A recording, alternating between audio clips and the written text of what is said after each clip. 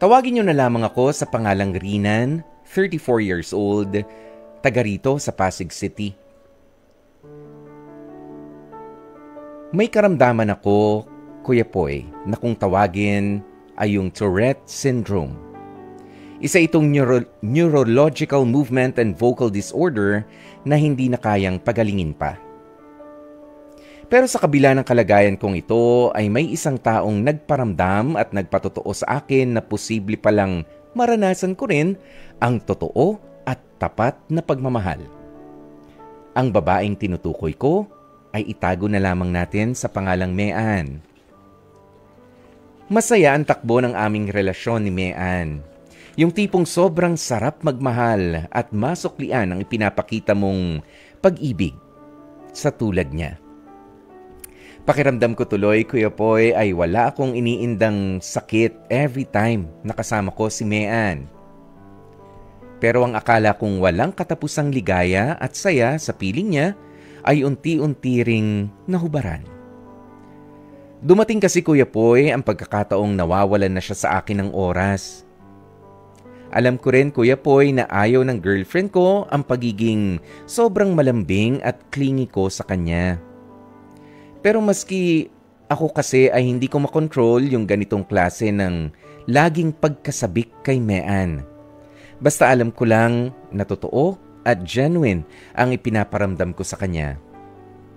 Akala ko masusolusyonan pa ang problemang ito pero sa hindi naasahang pagkakataon ay tuluyan nang tinapos ni Mean ang namamagitang relasyon sa aming dalawa.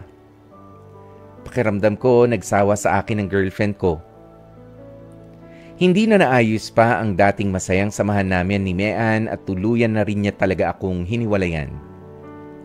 Sobrang sakit, Kuya Poy, ng pangyayaring yun. Imbis kasi na sagipin pa ang naghihingalo naming relasyon, ay pinili niyang sundan ang career na gusto niya namang tuparin nang wala ako. Wala mang kasiguruhan na maabot ang ligayang pinakahihintay ko, ay nagawa ko pa rin namang sumugal, Kuya Poy, sa kanya. Ayoko kasing dumating sa puntong pagsisisihan ko ito sa huli. Kaya nga sa kabila ng pinagdaraanan kong karamdaman ay marami akong napagtanto sa buhay at sa naging relasyon din namin ni Mean. Alam ko sa sarili ko na mas naging better version na ako ng aking sarili.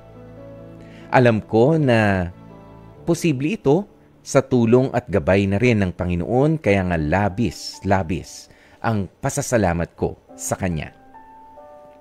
Kuya Poy, bilang isang person with disability o PWD, ay gusto ko lang ding sabihin sa lahat ng inyong tagapakinig at manunood na patuloy na magmahal pa rin tayo ng tunay. Wala mang assurance na panghabang buhay na ligaya na nga ang matatamo natin. Ang mahalaga ay wala kang pagsisisihan dahil ibinigay mo ang lahat sa taong minamahal mo. Maraming salamat sa pagkakataong maibahagi ko ang aking storya sa inyong programa. Sana ay kapulutan po ito ng aral.